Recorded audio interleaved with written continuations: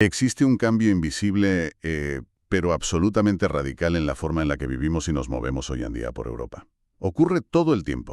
Totalmente. Pasa desapercibido por completo. O sea, en el instante exacto en que alguien compra un billete de avión a Estambul desde su móvil o hace una transferencia en criptomonedas, no solo está moviendo dinero o reservando un asiento. ¿Qué va? Esa persona está interactuando, sin saberlo, con una inmensa y silenciosa red de leyes de seguridad internacional.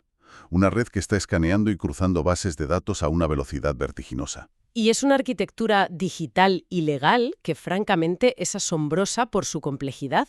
O sea, lo más impactante es que este entramado no existía con esta magnitud hace, apenas unas décadas. Ya es todo súper reciente. Exacto. Se ha ido construyendo casi a la fuerza, respondiendo a tragedias y a mutaciones muy oscuras en la forma en que operan las amenazas globales. Claro, a base de golpes. Eso es. No es un sistema diseñado desde cero en un laboratorio. Es un parche sobre otro parche forjado en momentos de crisis absoluta. Pues, a ver, bienvenidos a este nuevo análisis a fondo. La misión de hoy es precisamente coger este tema, que suena densísimo, y explicar estos conceptos legales tan complejos de forma sencilla. Ideal para un estudiante o simplemente para alguien con mucha curiosidad por saber cómo funciona el mundo realmente. Y tenemos material de sobra para ello. Madre mía, sí. Tenemos una pila de documentos fascinantes sobre la mesa. Hablamos de directivas de la Unión Europea, análisis académicos súper profundos de la revista Penal, informes sobre la psicología del terrorismo y hasta estrategias globales de las Naciones Unidas. Sí, mi objetivo hoy es mantener un enfoque analítico, claro, pero accesible. Vamos a intentar conectar los puntos entre lo que dice una ley aburrida en un papel y cómo eso responde realmente a la psicología humana. Vale, pues vamos a desgranar esto, porque para entender por qué la ley europea ha tenido que transformarse en esta especie de red de arrastre masiva, primero hay que definir qué es el monstruo al que se enfrenta. Fíjate que esa es la pregunta clave. Claro, porque cuando leemos los artículos de la revista Penal, siempre surge la duda de base. ¿Qué mecanismo exacto hace que un acto de violencia cruce esa línea invisible y se convierta jurídicamente hablando en terrorismo? Porque, lamentablemente, delitos violentos hay todos los días. A ver, el elemento diferenciador es pura psicología. De hecho, en las fuentes que manejamos hay una referencia clave a un investigador, Anderson, que le da la vuelta a la perspectiva clásica. ¿En qué sentido? Pues señala algo bastante escalofriante. Dice que en un conflicto terrorista son los ciudadanos respetuosos de la ley quienes viven con miedo a los grupos terroristas y no al revés. ¡Ostras! Sí. El terrorismo se distingue porque el daño físico, el coche bomba o el tiroteo, no es el objetivo final. Es solo el medio. Exactamente, es el vehículo. El fin último es la audiencia. Es infectar la mente de la población con un estado de ansiedad crónica. O sea que la víctima real no es solo el que sufre el ataque directo. Es la persona que lo está viendo por la tele a 1000 kilómetros de distancia y de repente pues tiene miedo de subirse al metro a la mañana siguiente. Totalmente. Y para entender el inmenso reto legal que tenemos hoy hay que ver cómo se fabricaba ese miedo antes. Históricamente, el terror requería una logística casi militar. Sí, los textos mencionan casos históricos muy concretos. Claro. Citan el caso del ejército republicano irlandés provisional, el PIRA, operando en la zona de Crossmaglen, en Irlanda del Norte. Tenían francotiradores que usaban rifles de alta potencia como el Barrett Light 50. Una locura de armamento. Sí, pero el terror no emanaba solo del arma, emanaba de la estructura. Alteraban señales de tráfico, creaban un folclore local, mantenían una jerarquía, controlaban un territorio físico. Era una campaña psicológica, pero sostenida por un ejército en la sombra. Vale, pero eso, al fin y al cabo, es un ejército organizado. Juegan con ciertas reglas. Es como si las leyes estuvieran diseñadas para combatir a un enemigo jugando al ajedrez. Conoces las piezas, sabes si va a mover el caballo o la torre. Exacto. Es predecible hasta cierto punto. Pero claro, el tablero desaparece. En los últimos años, con grupos como Daesh o Al-Qaeda, ya no hay un ejército enfrente. Nos enfrentamos a millones de piezas individuales moviéndose por su cuenta. El famoso auge del lobo solitario. Eso es, y los casos documentados hielan la sangre precisamente por esa desconexión. Fíjate en el caso de Zal H. Thompson, en Nueva York, en 2014. Un caso de estudio clarísimo. Total. No era alguien entrenado en un campo paramilitar, era un individuo descrito como un ermitaño deprimido. Se encerró en su habitación y se radicalizó a través de la pantalla. El historial demostró que visitó 277 páginas web sobre extremismo en 9 meses. Consumo compulsivo de propaganda. Leía foros de Al-Shabaab, veía cosas terribles. Y un día, simplemente agarró un hacha, salió a una calle de Queens y atacó a la policía a plena luz del día. O el caso de Eli Rigby en Reino Unido, usando un coche y cuchillos. La pregunta es, ¿cómo legislas contra alguien que se radicaliza en pijama en su habitación? Es que esa es la fricción central de la seguridad moderna. A ver, el sistema judicial tradicional está diseñado para actuar después de que se comete el delito. Claro, investigas la escena del crimen. Eso es, la policía busca el arma, encuentra al culpable, pero frente a individuos impredecibles con herramientas cotidianas, la ley penal tuvo que aprender a predecir el futuro. Casi nada, predecir el futuro. Literalmente. Tuvo que encontrar la manera de intervenir antes de que ocurra el ataque.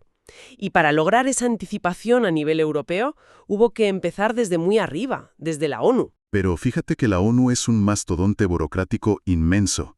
Los documentos detallan cómo en 2006 aprueban la Estrategia Global contra el Terrorismo. Sí, que se revisa cada 2 años, por cierto. Y se habla de que trabajan con Interpol como Centro Mundial de Inteligencia, rastreando armas, finanzas, combatientes. El Consejo de Seguridad saca la Resolución 2178, crean las listas de sanciones del Comité 1267. Suena muy contundente. Suena genial en un papel en Nueva York, pero ¿cómo aterriza esto en la realidad? O sea, una resolución de la ONU no detiene a un tipo que compra químicos en una ferretería de Valencia. Tienes toda la razón. La ONU no tiene policía propia.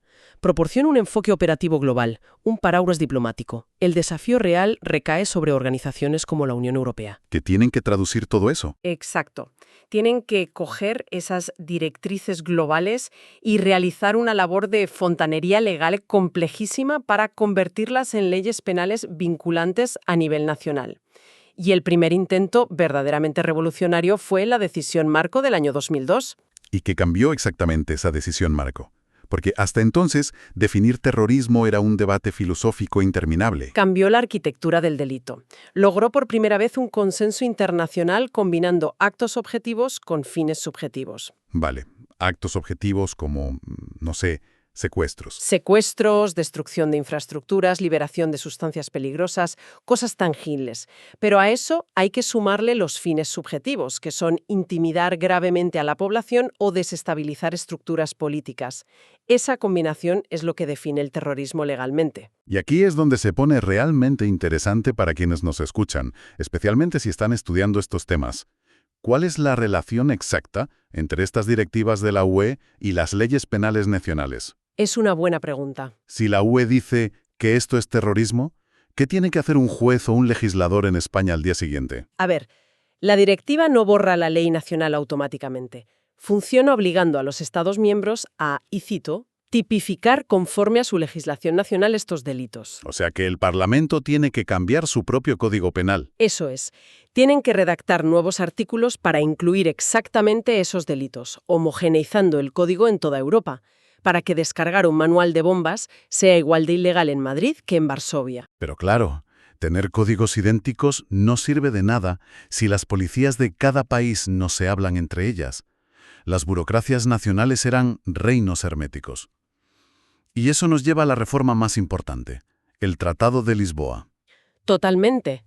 Históricamente, el antiterrorismo era un asunto celosamente guardado por los gobiernos. Era seguridad interna pura. Compartir inteligencia era un tabú. Sí, los espías no comparten sus secretos. Exacto.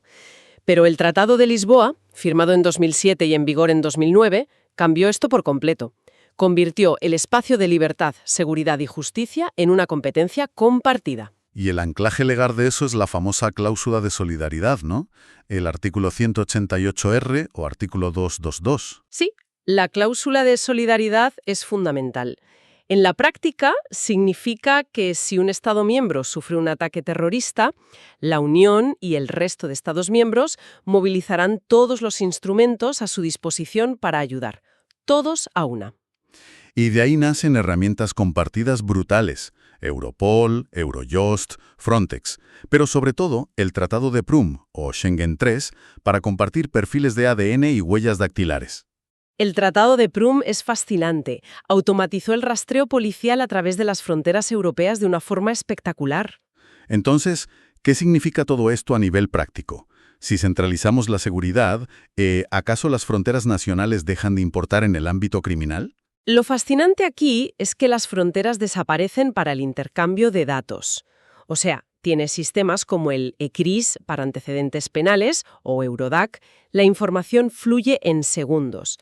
Pero el monopolio del arresto sigue siendo nacional. O sea, un policía alemán no puede venir a detener a alguien a Barcelona por las buenas. No, no puede.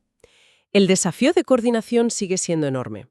Pero claro, rastrear huellas dactilares y perfiles de ADN a nivel europeo solo sirve si ya sabes a quién buscas. Ese es el gran agujero. Para detener a los lobos solitarios radicalizados en casa que no tienen antecedentes, la UE tuvo que ir un paso más allá. Empezar a rastrear las ideas y el dinero. Y entramos de lleno en la Directiva Europea de 2017. Exacto. Esta directiva de marzo de 2017 es una evolución muy agresiva. Ya no solo se castiga el acto violento, se castiga la provocación, el recibir adiestramiento y viajar al extranjero con fines terroristas. Claro, para frenar a los combatientes que iban a Siria. Eso es. Y la otra gran pata es el objetivo financiero. Las leyes de la UE atacan específicamente la financiación. Se habla del programa TFTP y de presionar sobre instrumentos de prepago y monedas virtuales. Y esto genera una tensión bancaria gigantesca. Las regulaciones bancarias se encuentran en un equilibrio dificilísimo. Por un lado, intentan proteger los ahorros y mantener la autonomía del libre mercado. Y por otro, el Estado les obliga a vigilar cada movimiento de capital. Exacto. Hay un matiz académico muy interesante en nuestras fuentes sobre esto. Los expertos debaten que este protagonismo de la intervención preventiva en el derecho penal actual tiene raíces antiguas. Ah, sí. ¿De cuál no? Viene de teorías penales posteriores a 1919. Los discípulos de von List se centran en la peligrosidad del individuo más que en el delito ya cometido. Castigar lo que eres, no lo que has hecho. Madre mía. A ver, para quienes nos escuchan, vamos a poner un ejemplo terrenal que se entienda bien. Imaginemos a una persona que compra un billete a Turquía y mueve criptomonedas. ¿Cómo interactúa la autonomía del banco con la directiva en ese segundo exacto? Pues mira, el banco tiene algoritmos. Si detecta ese patrón, dispara una alerta. Y aquí entran las unidades de inteligencia financiera, las FIUs.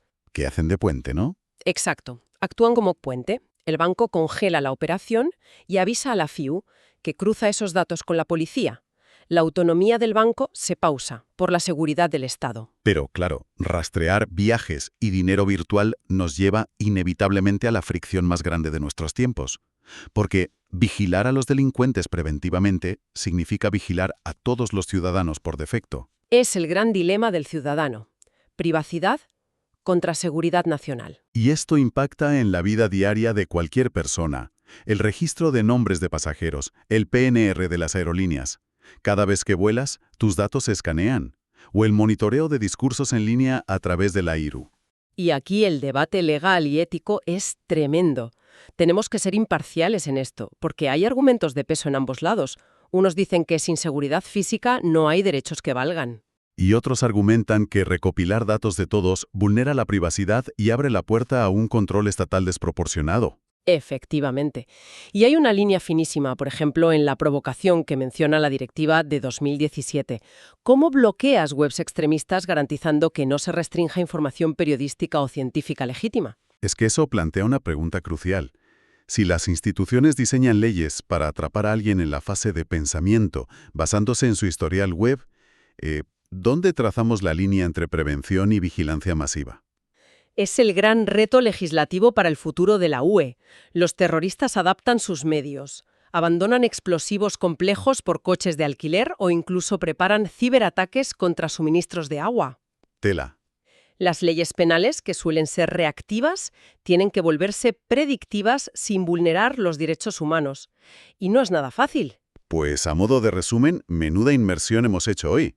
Hemos viajado desde entender la psicología del miedo terrorista, pasando por el Tratado de Lisboa y las directrices de la ONU, hasta chocar con la Directiva Europea de 2017 y ese conflicto brutal entre bancos, privacidad y seguridad. Sí, y me gustaría dejar a la audiencia con una idea para reflexionar por su cuenta, llevando todo esto un paso más allá. A ver, a medida que la inteligencia artificial avance y los algoritmos puedan predecir un comportamiento terrorista basándose en compras mundanas y tiempos de lectura en pantalla, terminaremos delegando nuestras garantías legales a una máquina. Llegará el día en que la cláusula de solidaridad europea se active no por una bomba, sino tras una alteración masiva de código informático detectada por una IA. Pues es para pensarlo, desde luego. Muchísimas gracias a quienes nos escuchan por acompañarnos en este análisis a fondo. Les invitamos a seguir explorando estos temas porque, como ven, afectan a nuestro día a día más de lo que imaginamos. Hasta la próxima.